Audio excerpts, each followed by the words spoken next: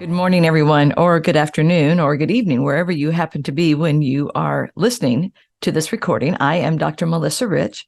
This is Taking Care of Your Temple podcast.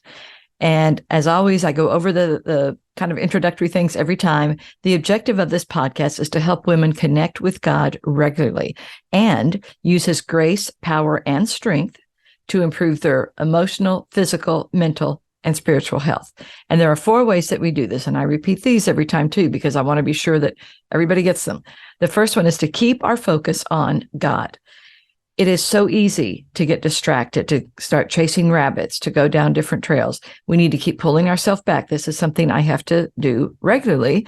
Just pull myself back on track and keep my focus on God. Block out the distractions, keep moving forward. Next, acknowledge that we are not enough on our own. And I always say we are not smart enough, strong enough, capable enough, anything enough to get through this without some help. I need lots of help. I don't know about you ladies, but I need lots of help all the time. And thank goodness, God is very happy to give it whenever we ask Him. I really used to feel like, I'm bothering Him. Oh my gosh, I just asked Him for all those other things 10 minutes ago. He doesn't see it that way. Thank goodness. He is always more than happy to listen to us and to provide help when we ask for it. And the flip side of that is He's not going to provide help unless we do ask for it. So don't hesitate to do that. Third thing, remember, it is about progress, not about perfection. Isn't that good news? I mean, honestly, if God only helped us or loved us or approved of us when we were perfect, it would not, none of us would have a very high approval rating. It would not go very well. So I talk about this. We need to continually check in with God to kind of see where we are, kind of, assess when, not if, we make mistakes, because we are going to. There are some steps. The first thing is to acknowledge it. Next thing, make amends if possible or necessary. The third thing is to learn from it. Don't waste your mistakes. Don't be that person that keeps doing the same thing over and over and over again. Not fun. Fourth thing, let it go. And the fifth thing is move on. I mean, that's just what it is. Ask God's forgiveness, tell Him you blew it, and then keep going. Fourth thing is to work consciously on changing our thoughts. Our thoughts are incredibly powerful, ladies. And there's so much research going on about this right now in pretty much every field. And they're finding that the messages that we give ourselves determine how we think, feel, act, sleep. They influence our relationships, our work, everything. So if you are giving yourself a lot of toxic, negative messages, you really need to work on changing that. So I also always start off with a prayer. So let's go ahead and do that now. Lord, I just want to thank you so much for the people who are listening to this recording now. I ask your blessings on them.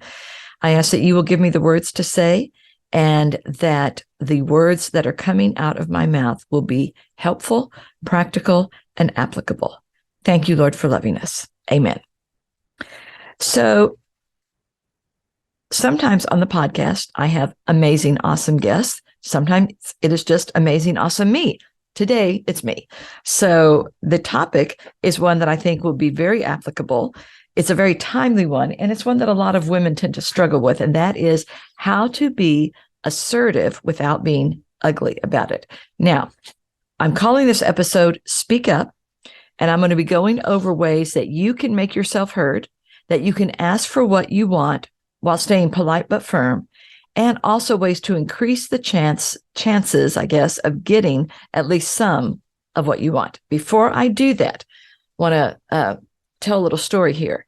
So I believe this is podcast number 8, and I waited till I had 5 or 6 recorded before I had them loaded up.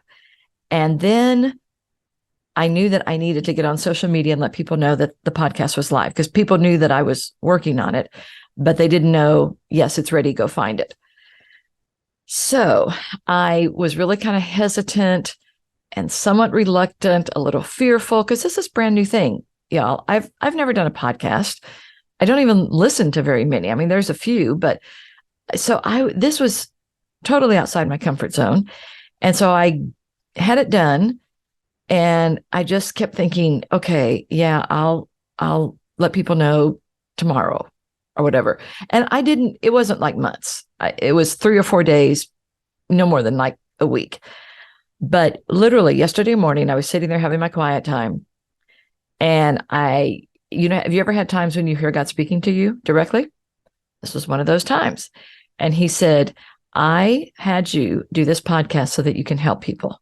You are not going to be helping anyone if they don't know that it's there. And I was like, oh, okay, you're right. Fine. I'll do it. So I took a few deep breaths, prayed very hard, went all over social media and announced my podcast. And I was glad that I did it. I felt better once I did it. We always do after we're obedient. But I still was having some misgivings about it. I mean, what if nobody liked it? I mean, I don't expect everybody to like it. That's not going to happen. And I'm okay with that. But you want at least somebody to. And I just didn't know how it was going to be received. And one of the places that I put it on was we have a family face group. I have a big family. I'm the oldest of 5 siblings, lots of nieces and nephews who are now parents. I have kids of my own. So we are a prolific bunch. And so there's lots of us out there. We have a Facebook family group so that we can kind of post events and stay connected. So I put this on there to let people know. Some of them knew I was working on it. And so I told them where it was. And so that was one of the things that I put on social media. So not an hour after I had put all that out there, I got a text from my sweet niece, Liz Jones, who is in Edmond, Oklahoma. I think it's Edmond, near Edmond. If it's not Edmond, sorry, Liz. And she texted me to let me know she had listened to the first one, had all these positive things to say about it, was just saying how helpful it was and how much she was, how much she enjoyed it. And she was looking forward to listening to the other ones. It just blessed me. I mean, I just felt so much better. It was just this lift. And then about 15, 20 minutes after I read Liz's text, I got a text from my brother-in-law, Kim Brooks, who is in Florida. He is a retired minister who is now driving trucks. And he said, just call me when you get a chance. So I did. Well, he drives trucks, so he listens to a lot of podcasts. Also very, very affirming, very positive. He listened to several episodes and gave me some very good tips because, again, he listens to podcasts all the time since he's driving a lot. So both of these were very helpful, just made me feel so much better. So big thank you to Liz and to Kim. You guys really helped me out. I mean, I needed to hear that. I really did. So thank you guys. And that is also just kind of an example of how helpful affirmations can be for people. When my mom was alive, one of the things she always used to say was, if you are thinking something nice about someone, you need to tell them. If you don't tell them, it does them no good. And if you do tell them, it can change their whole day for the better. So be an encourager, you guys. Be an affirmer. Let people know when they are doing something good. One of the ways that I do this, I may have mentioned this before, so I'm sorry. When I'm at a restaurant, because I do like to eat, if I have a server who does a really, really good job, and it doesn't happen that often, but before I leave, I ask for the manager, and they always look like, oh, great, what's this going to be? And I'm like, no, it's good. I just want to tell you that my server did a really good job, and I'm pretty specific about them. Tell their name, and the managers are always like, oh, thank you. And I've had several people tell me, man, all we hear is the bad stuff. And I'm like, I know. That's why I want, when there's good, I want to give that. So y'all get in the habit of being an encourager, an affirmer, building people up. We don't get enough of that. Okay, that was free. You're welcome. Now, let's get into the assertiveness. So there are 4 different communication styles for most of us. And you may be a combination, you may be a combination of these, but you're probably one of these 4. The first one is aggressive. These people tend to be blunt. They yell a lot. They may wave their hands around. They can get in your face. They can be openly critical of others. They're kind of attackers is the way that I conceptualize them. If you are not this type, that would be a good thing. But if you're not, you probably know someone who is. And the thing I think it's really interesting about these people, one of the things they say is, well, I just say what I think. I'm just honest. I just let people know. However, if you try to do that back to them, oh my gosh, they can get incredibly offended. Just a little extra there. Okay, passive is the next one. These people are considerate. They can be really too considerate. They go too far that direction. They don't like conflict. They tend to not be open about their true feelings because they don't want to rock the boat or hurt anybody's feelings. They are the people pleasers. They're kind of the opposite extreme of the people who are aggressive. Next is the passive aggressive. They're kind of a combination, somewhere there in the middle.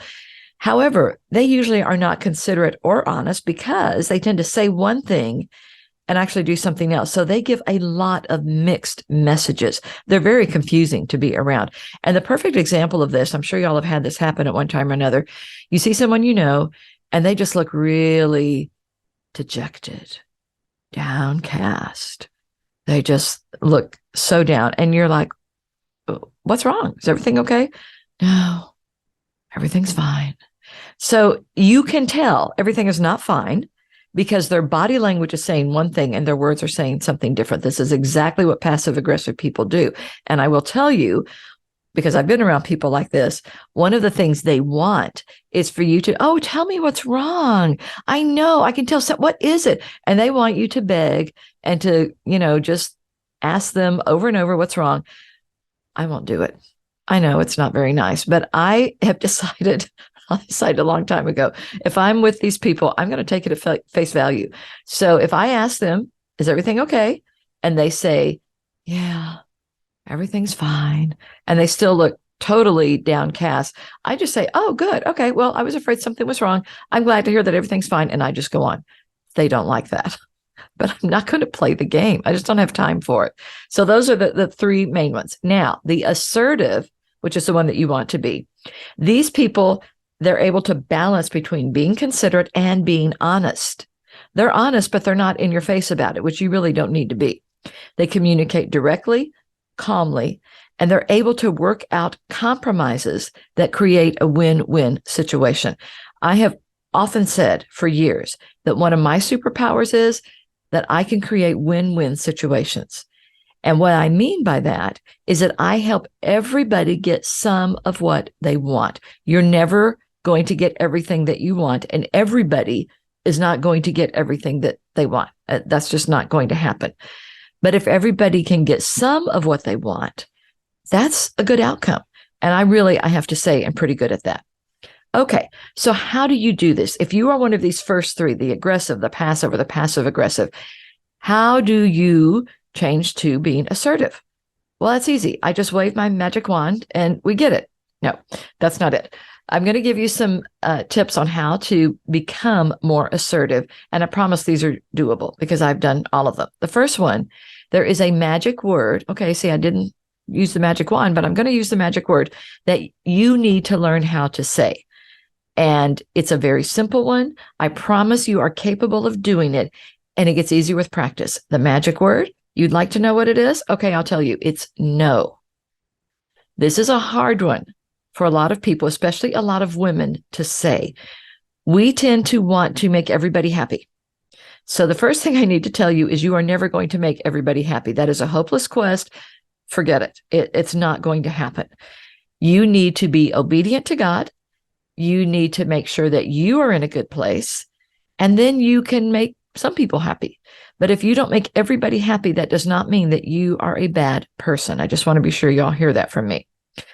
So when I learned how to do this very young. In fact, when I was in college, and I remember very clearly what happened. I was very active in the BSU, Baptist Student Union. I think now it's called Baptist Student Ministries or something. It's a different name. Anyway, when I was there back in the Stone Age, it was the BSU. I was very active, and I was on a couple of committees, doing things. Well, I got to the point one semester where I realized I just did not legitimately have time to do some of the BSU stuff because my classes were getting more intense and I needed more time. So I felt really bad about it. I mean, I felt really guilty. If I don't do this, what are they going to do? And and that's another thing. You are not indispensable. I promise you are not indispensable. I'm not, you're not. So I finally went in feeling very hesitant, talked to Brother John, BJ, who was the head, explained, look, I'm really sorry, but I can't do this anymore. I'm going to have to resign. Well, he just looked at me and said, Melissa, you are not capable of doing a bad job. you've got this. And it just went on this whole thing. And I'm just like, okay, well, all right. And so I walked out of there still on the committee that I wanted to resign from. And I was like, wait a minute, what just happened? So I went back to my room and I sat down and thought about it. And I realized because I was so apologetic, he zoomed right in on that. Because if I got out of it, he was going to have to find somebody else. So it was much easier for him to leave me in place. And yes, I was doing a good job. I just didn't want to do the job, period, anymore. So I thought about it, prayed about it, and realized I've got to change my demeanor. I have to look like I can't do this anymore. I need to not apologize. I need to not look bad about it. So I went in again, and this time was very firm. I was assertive, and I told BJ, I said, look, I'm sorry, but I just cannot do this anymore. I just don't have time. I think I told him I can give you a week or two, however long, to find somebody else. I hope that it goes well, but I'm just not able to do it anymore. Would you like to know what he said to that? I mean, I was just really kind of dreading it. He just looked at me and he said, okay. And the reason is because he knew that I meant it this time. Instead of in the past when I had just, I meant it. And so that was it. So learn to say the magic word. Practice saying the magic word. It gets easier over time. I promise you that it does. So another thing that you can do that would be very helpful is to start using I statements. Don't attack people saying, well, you always, or you never. This is the way into conflict. Don't do that. You need to speak up for yourself. I feel better. Things work better for me if, and you keep it on you, keep the focus on you. Tell them what you want, what you need, how things are going for you, and approach it from that scenario. I promise you it will work much better. Another thing that's helpful is to write things down. If you have a lot of things that you want to say to the person, and don't wait until you have 20 pages worth of notes, that's too much. You want to, if you have that much to say, you're going to get highly distracted. You're going to chase rabbits all over the place. You don't want to do that. So write down what you want to say and keep it concise. 3 or 4 bullet points is plenty for one conversation. You can always get to the rest of the stuff later. You just don't have to do it all in one sitting. Next thing, once you have it written down, you know what you're going to say, rehearse it, practice it. And one of the things that's nice now, when I first started when I was still doing therapy, I would tell clients to do this. I would tell them to practice in front of a mirror or with a partner. All of those are good. Nowadays, guess what? You can just record it on your phone, and then you can watch yourself and see, ooh, that I didn't do that very well, or I said too many times, or whatever. I hit the microphone. Whatever it is, you can really watch yourself and figure out what you need to change. It's just much easier nowadays. So rehearse it. Watch it. What sounds good, what doesn't, what looks good, what doesn't, and just kind of go from there. This was a big one for me when I first started becoming more assertive, and that was to keep emotions out of it. It's hard to do, but the more emotionally laden a topic is, the higher the chances that you are going to get off track. That's just how it goes. When I was first married to my late husband, Ed, I grew up in a family that I never saw my parents fight. I'm sure they did. I just never saw them do it. So I had no clue what to do when people started arguing. So when we would have any kind of conflict and I would get really emotional about it, I would get that choked up feeling that you get when you're going to cry. And I couldn't talk. I was so choked up, I literally could not talk. It was horrible. So I felt like a total wimp, but I didn't want to cry because not that I mind crying, but when I was crying, I couldn't talk. And so there were things that I wanted to say to him. Anyway, what I started doing is I would write him letters. And this was before texting. This was before email. I know it was a long time ago. I would literally write out a letter, pen and paper, and then I would give that to him. And I did have enough sense to keep it like a page and a half. That was it. And then we would talk about it. Once I got past the initial hurdle, I was okay. But try to keep the emotion out of it, because that can really make it more difficult for you to communicate. Okay. If you are not sure of some ways to do this, a great technique that I used to recommend to a lot of clients when I was doing counseling was called the speaker listener technique. And if you just do a Google search for this speaker listener technique, it will come up. It's all over the place. It's a great way to get yourself heard, to let everybody have a voice, and it's very doable. I've taught this to adults. I've taught this to kids. In fact, I remember one time I had a woman who I had taught it to. She came back in and I said, so how did it go? Did you get to use the speaker listener technique? And she said, yes, but not the way I thought. She said, I had the tile, which I'll explain in a minute, up on the refrigerator. And my 11-year-old saw it and started reading it and kind of listening to when, his dad and I were talking. So my 11-year-old and I were arguing about something, and he went to the refrigerator, pulled the tile off and said, Mom, I have the floor.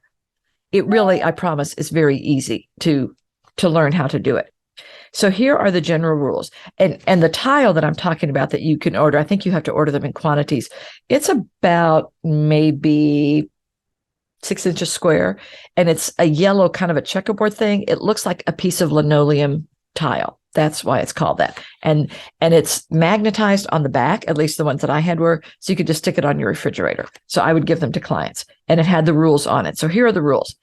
First one, the speaker has the floor. If you are the listener, you listen to the speaker. You share the floor. You are not problem solving. This is not the time to figure out a solution. This is a time to listen. So the rules for the speaker, you speak for yourself. Don't try to read your partner's mind. Be brief, stop, and let the listener paraphrase. Then rules for the listener, paraphrase what you heard, focus on the speaker's message, don't rebut. This is hard for a lot of people because this is not the place to argue, to try to change their mind. And when I taught this to couples, I had so many men, sorry guys, saying, I just have to listen to her and agree with everything she says. And I'd be like, no, you have to listen to her. You don't have to agree with everything. You just have to feedback. So you're saying that, or what I'm hearing is blah, blah, blah. It's a way to make sure everybody is heard. And I promise it really is very easy to use. It's a good technique. You can find it online. Okay. Another thing that can be very helpful is to go directly to the source of the problem. Don't talk around it. Don't talk to everybody in your office about your coworker. Talk to them. And yes, sometimes that's scary, which is why you write out what you want to say beforehand and you rehearse it. But things are probably not going to change unless you go directly to the source of the problem. Figure out what you want and need and ask for it, knowing, as I kind of said before, you're probably not always going to get it, at least all of it. You may get some of it. And the more you are able to speak up and ask for it, the better your chances are of getting it. People are not mind readers. Nobody's going to know what you want unless you tell them. And this includes spouses. Ladies, we tend to be really bad about expecting our husbands to read our mind. Well, your husbands, I don't have one right now. I've been a widow for 12 years. But yeah, that's something that women tend to be worse at than men. Men, I have to say, are much better about speaking up and asking for what they want. As women, we tend to have to practice it a little bit more. And again, figure out if there's a way so that everybody can get some of what they want and have some solutions ready. Here's the problem. Here's what I would like. Could we do this? That way you would get A, B, and C, and I would get D, E, and F. Not perfect, but, a good compromise. So have some things ready for that. At times, you may need to agree to disagree. This is something that I grew up with in my family. My parents would always say, that's okay, we're going to agree to disagree and not be threatened by it. A lot of people, and this is one that men are worse about than others, tend to be very threatened if people disagree with them. They're not telling you you're a terrible person. They're just saying they don't agree with you. And that is okay. If everybody agreed with us, the world would be a much more boring place. So it is perfectly okay to say, okay, you think that, and I think this, and we're just going to agree to disagree. It's fine. Now, obviously, there are times when, no, you do need to get to a solution that everybody is invested in. But there's a lot of times that you don't. It's just opinion. You like the Beatles, I like Rolling Stones, whatever. That's okay. It's fine. There is room in the world for differences. One of the things that I like a lot, it's a good technique, if someone is trying to get you to do something that you don't want to do, and you have told them that you can't, and they are persisting, is to start using the broken record technique. And what the broken record technique does is it just keeps saying the same thing over and over with slightly different variations. So let's say that a coworker has asked you to come to a fundraiser that they're giving. So one, you really don't care about the cause that they're raising funds for, so you don't want to go anyway. But two, you really don't have time. So they're pressing you because this is their pet project and they want everybody to be there. So you keep saying things like, I'm really sorry, but I just don't have time to do it. Nope, I'm sorry. I am really busy this week, but it sounds like a great event. I hope it goes well.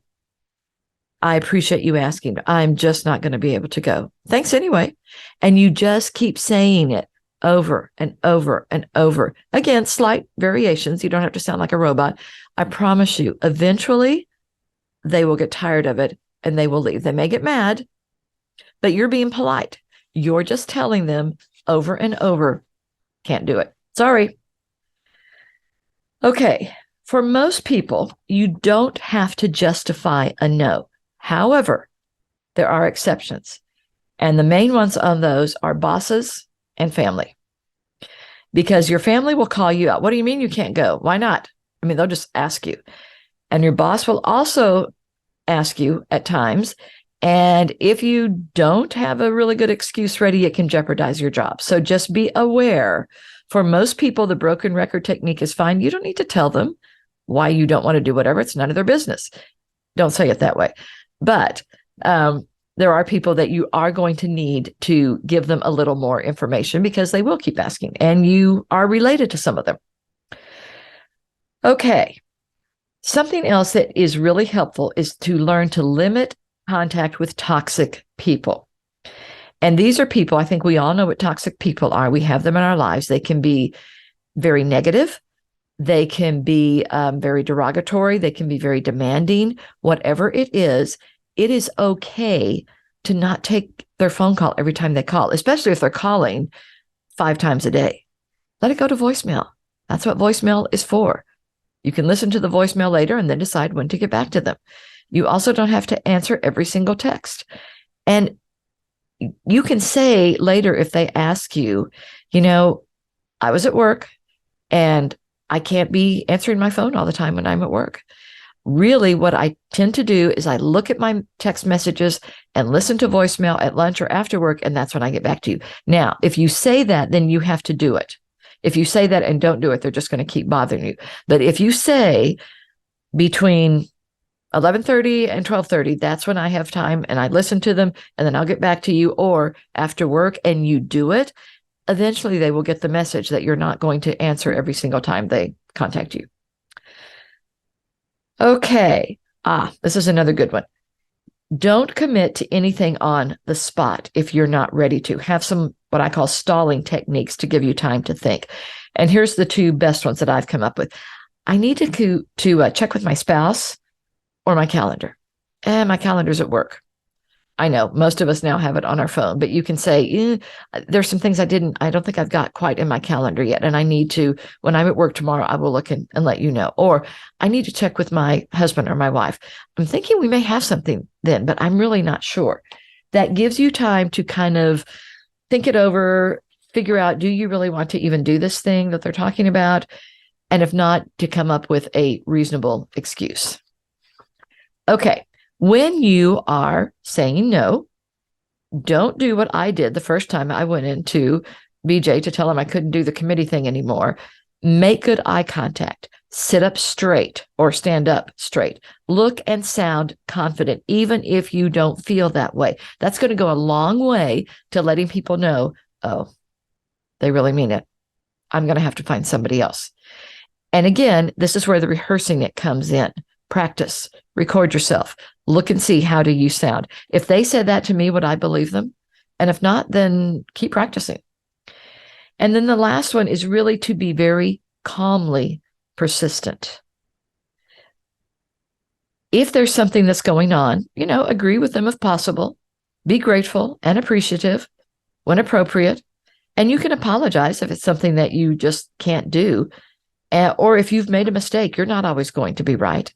But keep persisting. It's like the broken record technique. You just keep saying, that sounds like a great event. I'm just not going to be able to do it.